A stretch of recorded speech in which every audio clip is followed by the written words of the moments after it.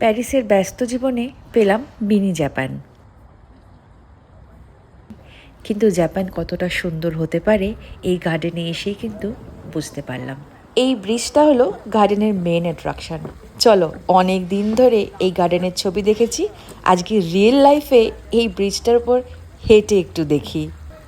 প্যারিসের ব্যস্তময় দিনগুলোতে এই ছোট ছোট মুহূর্তগুলো কিন্তু আমাদেরকে অনেক পিস দেয়। মনে হচ্ছিল কোনো একটা হিল স্টেশনে চলে এসেছি। বেদপিও খুব এনজয় করেছে গার্ডেন, সাথে এই ব্রিজগুলো পার করা।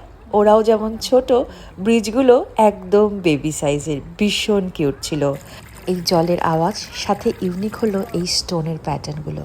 পাহাড়ি রাস্তা যেরকম হয়, গার্ডেনের ভেতরেও কিন্তু সেরকমই একটা অংশ ছিল। ওই টিলার ওপর দিয়ে হাঁটতে হাঁটতে জার্মানির ব্ল্যাক ফরেস্টের কথা খুব মনে পড়ছিল। ঝরে পড়া ফুল দেখে মনে হলো একটু ভুল সময় চলে এসেছি, আগে এলে ফুলগুলো গাছেই থাকতো। আর এই দেখো, জাপানিজ গার্ডেনের ফেমাস একটা কম্পোনেন্ট, স্টেপিং স্টোনস। নেদারল্যান্ডসে দেখেছিলাম না, সেরকম কিন্তু এখানেও পেলাম। এই নিস্তব্ধ পরিবেশে জলের আওয়াজ, কালারফুল মাছ কিন্তু প্রাণ এনে দিচ্ছিল। নেচারের সাথে সময় কাটানোর থেকে ভালো এক্সপিরিয়েন্স আর কোনো কিছুতে নেই মনে হয়। জাস্ট মনে হয় get lost to somewhere else and you don't need to worry for anything, just lost in the nature.